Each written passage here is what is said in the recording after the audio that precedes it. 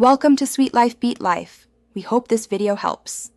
You begin by collecting parts and making the first cuts. This sets the whole build.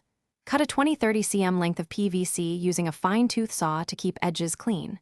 Once cut, sand the ends smooth to allow caps to seat and prevent light scatter. Drill a 10-15 mm hole near one end for wiring access. Make it slightly larger than your wires.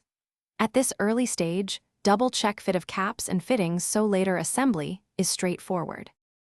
Next, you mount the LEDs and complete wiring with care because heat and fit matter.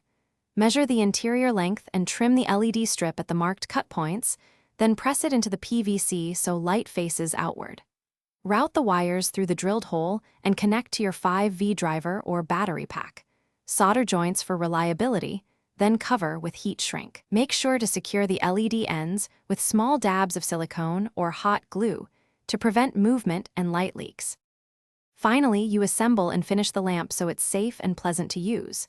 Place diffuser material over the pipe or sand an outer section for a soft glow, then attach end caps, secure with silicone if needed. Test the lamp under actual power and mount it on a base or hanger. Make sure heat is minimal. If the lamp flickers or won't light, check solder joints, verify driver voltage, and confirm LED polarity. These fixes solve most problems quickly and reliably. Thanks for watching. Consider subscribing if we helped you.